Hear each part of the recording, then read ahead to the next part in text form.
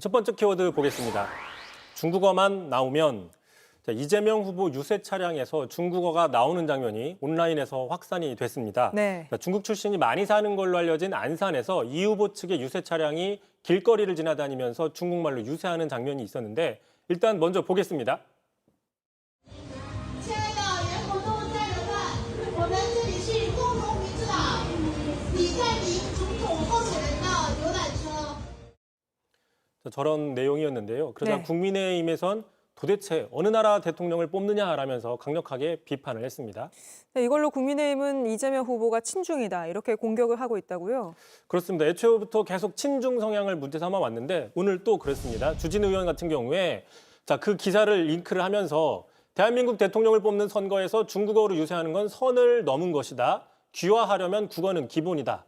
민주당의 맹목적 친중 사상을 보여주는 상징이다라고 비판을 했고요.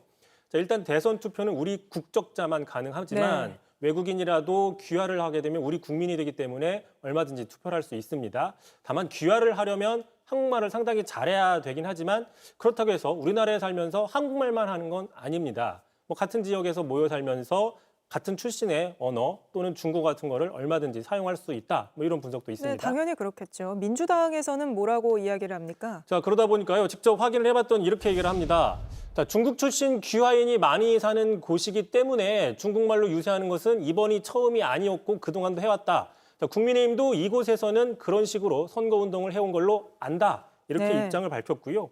실제로 중국 출신들이 많이 사는 곳에서는 이렇게 맞춤형 선거 홍보를 하는 경우가 처음이 아닙니다. 대표적으로 하나 보시면 지난 총선 때 서울 구로 을에 출마한 국민의힘 태영호 후보의 가운데 현수막입니다. 중국 출신들이 많이 있다는 점에 착안해서 네. 보시는 것처럼 중국어로 저렇게 현수막을 걸었던 것이고요. 네, 기억이 납니다. 그렇습니다. 결국 이제 이번에 다문화 사회로 우리나라가 점점 가게 된다 이런 분석도 있다 보니까 앞으로도 선거운동 과정에서 자주 보게 되는 모습이 아니냐 이런 분석도 있는데 실제로 미국 같은 경우에도요. 인종의 용광로라고 그러죠. 영어 말고도 다양한 외국어를 사용하는 경우가 있습니다. 대표적으로 지난 2022년 당내 경선인 프라이머리 당시에 그 투표소 안내하는 문구인데요. 참고로 베트남계와 한국계가 많이 사는 지역 버지니아입니다. 보시면 한국말이 보이고 있고요. 네.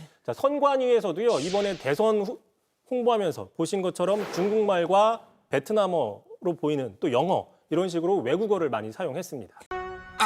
다름이 공존하는 위대한 나라. 우리는 또다시 답을 찾을 것입니다.